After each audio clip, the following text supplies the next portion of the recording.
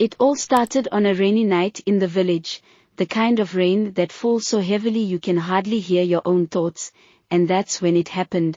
Chief Adeniyi, the powerful, wealthy politician, was found sitting alone on the floor of his grand house, crying like a baby.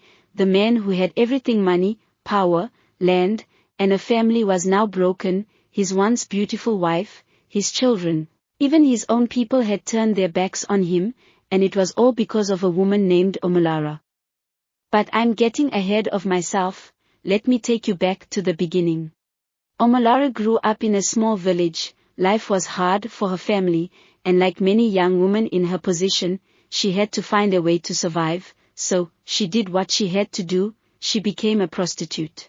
She wanted a better life. She wanted to escape the poverty that chained her family, so she sold her body, hoping one day she'd find someone who could give her what she wanted: wealth, comfort, power. One night, while working at a local bar, she saw him, Chief Adeniyi. He was in his 50s, well-dressed, and carried himself with the kind of authority that made heads turn. He wasn't like the other men who came to the bar. They were just local businessmen or farmers. Chief Adeniyi was different. He was a politician, known in all corners of the region. His name carried weight. Omolara knew this was the man she needed. This was her ticket out. She made sure to catch his eye, and before long, they were talking. He was kind to her, more than the other men she had met. He took her out to dinner, bought her expensive gifts, and, before long, they were in a relationship. Omolara knew at the time that Chief Adeniyi was already married.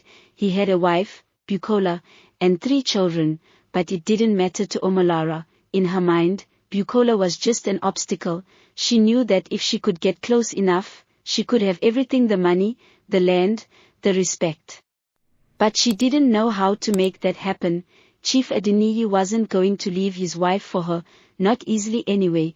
That's when Omolara decided to turn to darker methods. She went to an herbalist, a man known for his black magic.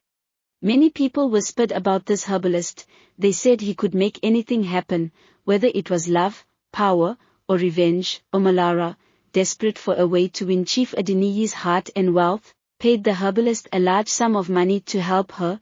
The herbalist gave her a potion and some special charms, warning her that it would not be easy. The magic would take time, but if she was patient, she would get what she wanted. Omolara returned to the chief's house with the charm and the potion. She mixed it into his food, his drink, and used the charm in his room when he wasn't there. Slowly, it started to work. The first sign was that Chief Adeniyi began to drift away from his family. He started arguing with his wife, Bukola, over small things. He began to look at Omolara more, to spend more time with her. The magic was working, but it wasn't enough. She had to push harder. One day, when Chief Adeniyi was particularly upset, Omolara used the potion on him again, mixed it into a drink that she knew he'd take. This time, it was stronger. The effect was immediate. Chief Adeniyi became completely enchanted with her.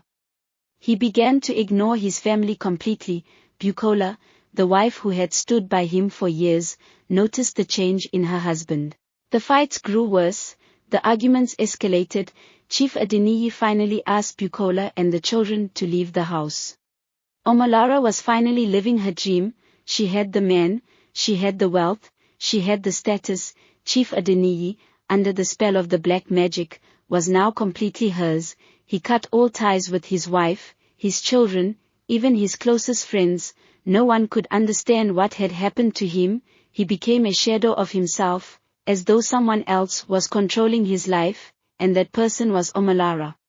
She controlled everything: the house, the money, his businesses. She took the lead in everything, and Chief Adeniyi followed, like a puppet on a string. Omolara was now the official wife, the woman everyone saw by his side, the one who attended meetings with him, who sat next to him at events. People thought she was the one who had always been there. But there was one person who wasn't fooled: their house help, a young woman named Kemi. Kemi had been working for Chief Adeniyi for years. Long before Omolara came into the picture, she had seen how the family worked, how happy they were, how much they loved each other. but now, she could see that something was off. She noticed how sad Bukola looked whenever she came by to visit, how Chief Adeniyi looked like he wasn't even there most of the time, how he had become distant from his children. It didn't take long for Kemi to figure out that something dark was going on. One day, as Omolara was in the garden, Kemi overheard her talking to the herbalist on the phone. She was giving him an update on how things were going, how Chief Adeniyi was now fully under her control. Kemi couldn't believe what she was hearing. She knew that Omolara had used magic to trap Chief Adeniyi, and she couldn't stand it any longer. Kemi knew she had to act fast. She immediately went to Chief Adeniyi and told him everything she had heard. At first, he didn't believe her. He couldn't believe that the woman he trusted, the woman he thought was his new life, had done such a thing to him. But when Kemi showed him the potion and the charms that Omolara had been using, the truth finally hit him like a slap in the face. He went to confront Omolara, but she denied everything. She tried to charm him, tried to lie her way out of it, but it was too late. Chief Adeniyi finally saw her for who she really was, a woman who had used him, manipulated him, all for his wealth. In the end, Omolara was forced to confess everything. She told him about the herbalist, about the black magic, about how she had stolen his life from him, and when she did, she was thrown out of the house. Chief Adeniyi, heartbroken and humiliated, reunited with his wife, Bukola, and their children. The family was together again, but it wasn't the same. The damage had been done. Omolara was sent back to the streets, where she had come from. She had everything she wanted, but in the end, she lost it all. Chief Adeniyi's wealth and power were no longer hers, and the life she had built with deceit crumbled before her.